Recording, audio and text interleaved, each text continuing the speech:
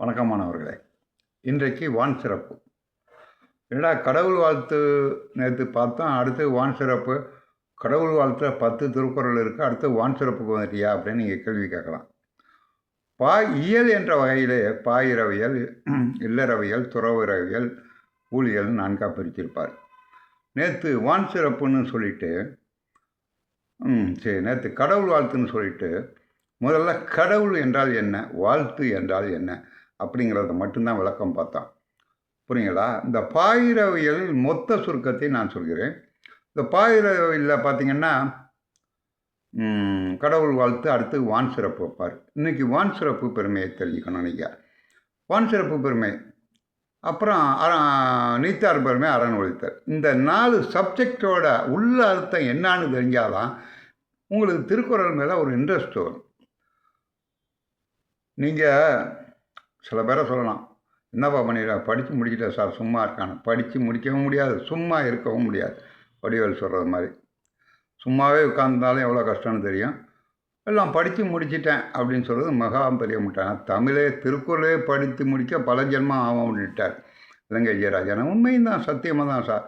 7-8 வருஷமாக பாடம் நடத்துகிறாரு. இன்னும் 800 குறளை தாண்டல். அவர் 7-8 வருஷம், ஒரு வருஷத்துக்கு 100 குறளை தாண்டலைன்னா அப்போ அதில் எவ்வளோ விளக்கம் இருக்கும், எவ்வளோ ரகசியங்கள் இருக்கும், எத்தனை செய்திகள் இருக்கும், இதெல்லாம் நாம் தெரிஞ்சுக்க வேண்டாமா? எடுத்தவொடனே அகர முதல எழுத்தெல்லாம் ஆதிபவன் முதற்றே உலகு அப்படின்னு சொல்லிட்டு குறளுக்கு உடனே இந்த உலகத்திற்கு முதல் கடவுள் தான் அப்படின்னெல்லாம் விளக்கம் சொன்னால் உங்களுக்கு தெரிஞ்ச விஷயத்தை சொல்ல நான் யார்? நான் தகுதியற்றவன் திருக்குறளை பற்றி. இப்பொழுது நான் என்ன சொல்ல வருகிறேன் என்றால், கடவுள் வாழ்த்து, வான் சிறப்பு, நீத்தார் பெருமை, அறம் வலியுறுத்தல். முதல்ல பாயிரவையில் பிரிக்கிறார். நேற்று கடவுள் வாழ்த்து அப்படின்னு சொல்லிட்டு இந்த கடவுள் வாழ்த்து விளக்கத்தை சொன்னேன். பாயிரவையில் 4 தலைப்பு, அடுத்து வான் சிறப்பு. இந்த வான் சிறப்பு என்ன, இதில் என்னென்ன சொல்ல போகிறார், இதெல்லாம் தெரிஞ்சாதான் ஓஹோ இவ்வளோ விஷயம் இருக்கா. முதல்ல சினிமாவை பார்க்கும்போது ட்ரெய்லர் போட்டு காமிப்பான்.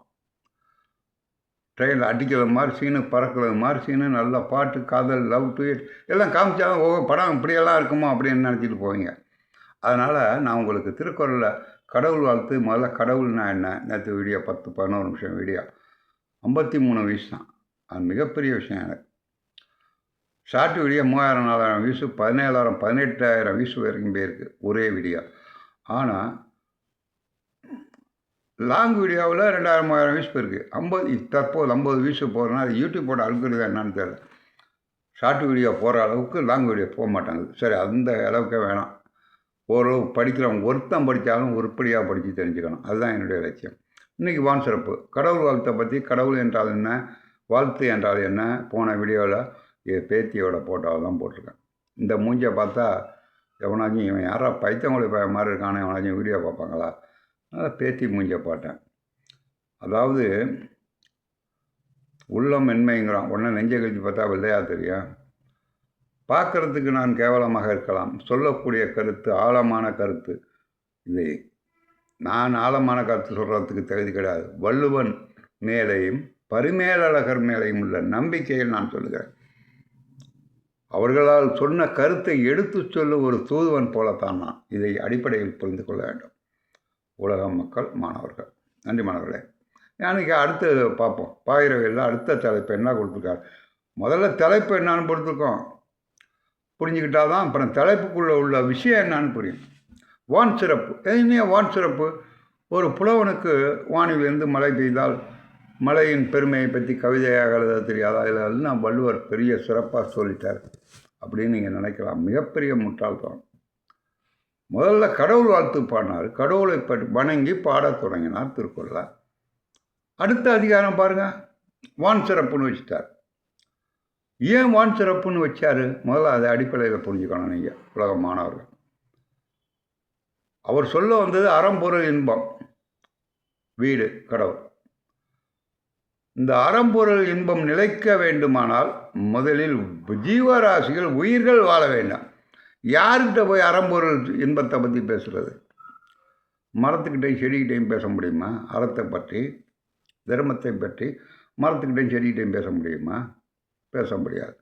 மனித ஜீவராசிகள்கிட்ட தான் பேச முடியும். மனிதன்கிட்ட தான் இப்படி வாழணும், வாழக்கூடாதுன்னு அறத்தை பற்றி சொல்ல முடியும். ஆனால் அந்த மனித ஜீவராசி என்று ஒருவன் உயிர் வாழ வேண்டுமானால் எது முக்கியம்? வான் சிறப்பு அப்படின்னு அதிகாரம்.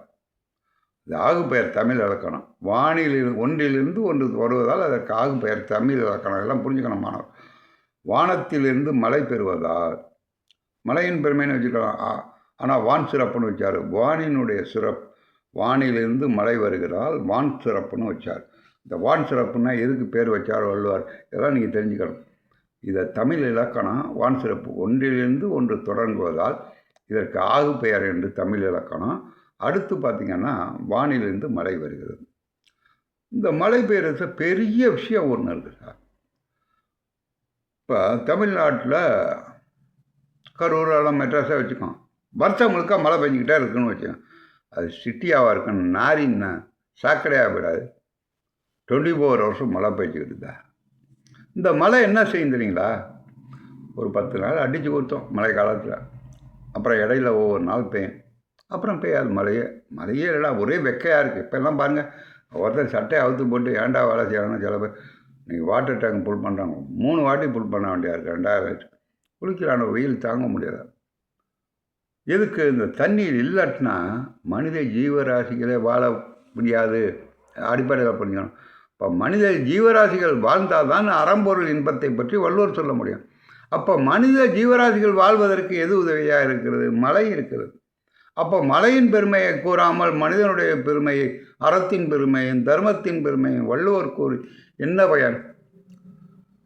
இதெல்லாம் சிந்தனை செய்யக்கூடிய எண்ணம் யாருக்கு இருக்கு? முதல்ல கடவுளாக்கிய ஞானி வள்ளுவனுக்கு தான் உண்டு. எல்லாம் அடிப்படையில் புரிஞ்சுக்கணும். நீங்கள் அண்ணாமலை யூனிவர்சிட்டி காலேஜ் தமிழ் ப்ரொஃபஸராக இருந்தாலும் சரி, அல்லது 1ஆவதுலேருந்து 10ஆவது படித்து 10ஆவதுலேருந்து +2 படிக்கிற மாணவராக, தமிழ் ஆசிரியர் எவனாக இருந்தாலும் சரி, இதெல்லாம் அடிப்படையில் புரிஞ்சுக்கணும். இந்த மழை தமிழ்நாட்டில் மட்டும் பெய்யிருந்தால் மீனாக போடும், தமிழ்நாடு நாசி ஆகிடும், சாக்கடையாக மாறும்.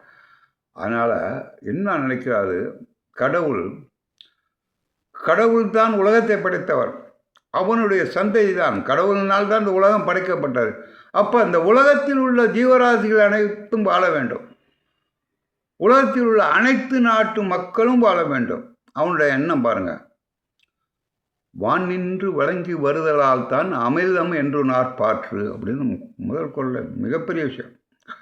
அந்த கொள்ளை பற்றி விளக்கலாம் 1 மணி நேரம், பிறகு நான் விளக்குறேன். இந்த அதிகாரம் வரும்போது, அந்த குரல் வரும்போது விளக்குறேன். உங்கள் பேர் அமெரிக்காவில் புயல் தான் அப்படிமா, மழை வீசியதுமா, லண்டனில் புயல் வெள்ளம் மழை, இப்படி இந்த உலகம் முழுக்க மழை பெஞ்சிக்கிட்டே இருக்கும். மிகப்பெரிய விஷயம். அப்போ தானே பூமியை படைச்சிட்டாங்க கடவுள். பூமியில் உள்ள அத்தனை இடத்துல வாழ்கிற ஜீவராசிகளும் வாழணும். அப்போ உலகத்தில் உள்ள அத்தனை ஜீவராசிகளும் வாழ வேண்டுமானால் பூமி எவ்வளோ பெருசு, எத்தனை கிலோமீட்டர் நீளம் அகலம், அதை பற்றியெல்லாம் அப்புறம் பேசுவோம். அவ்வளோ பெரிய பூமிக்கு தண்ணி ஊற்றணும்னா என்ன? நம்ம ஒரு மனிதன் ஒரு செடிக்கு தண்ணி வச்சோம்னா ஒரு டப்பாவில் கொண்டாந்து ஒரு செடியில் ஊற்றுறோம். ஆனால் அந்த பூமிக்கே மழை பெய்யணும்னா அது எங்கேருந்து பிறக்கணும்? வானத்திலேருந்து பெஞ்சாதான் பூமி முழுக்க மழை பெய்யும். அப்போ என்ன செய்யும்? இந்த மழை வானத்திலேருந்து தோன்றணும், மேகமாக தோன்றணும். பூமி சுற்றி கொண்டு தன்னைத்தானே சுற்றி கொண்டு இந்த சூரியனையும் சுற்றி வர வேண்டும். அப்படி தன்னைத்தானே சுற்றி கொண்டு சூரியனையும் சுற்றி வரக்கூடிய பூமிக்கு ஆங்கங்கே அப்பொழுது தேவைப்படும் தண்ணீரை பூரா, இப்போ சின்ன சொல்கிறோம், பிள்ளைய விளாடுறோம், பேர பிள்ளைங்க விக்காக இருக்குமா, புள்ள வேர்க்குது உடம்பெல்லாம், கொண்டு குளிப்பாட்டி விடுன்னு சொல்கிறோமே, அந்த மாதிரி கடவுள் நினைப்பாராம், ஐயோ தமிழ்நாட்டில் ஒரே வெப்பத்தினால காயினானோட இங்கே கொஞ்ச நாள் அடித்து ஊற்றட்டும் மழை, உடனே அடித்து ஊற்றும் மழை. இந்த மாதிரி உலகத்தில் உள்ள அத்தனை நாட்டு மக்களுக்கும் மழை பெய்ய வேண்டும். எங்கேருந்து பெய்யும்? வானிலேருந்து பெஞ்சாதான் பெய்யும். ஒருத்தர் செடி அடிச்சுட்டு போய் துபாயில் கொஞ்சோண்டு மோட்டரை பிடிச்சி அடிச்சு விட்டு வரும் தண்ணி. அமெரிக்காவில் கொஞ்சோண்டு மோட்டரை பிடிச்சி அடிச்சு விட்டோம்னா அடிக்க முடியாது. அமெரிக்காவாக இருந்தாலும் சரி, லண்டன்னா, தென்னாப்பிரிக்கா, ஆஸ்திரேலியா, இந்தியா, எந்த நாடாக இருந்தாலும் சரி, இந்த நாடாக அத்தனை நாட்டு மக்களுக்கும் மழை தேவை. இப்போ அத்தனை நாட்டு மக்களுக்கும் மழை பெய்ய வேண்டும் என்றால் எங்கேருந்து வேண்டும்? பூமியை விட்டு அப்பாற்பட்ட சக்தி உயரத்திலிருந்து பெய்ய வேண்டும். அப்படி பெய்தானே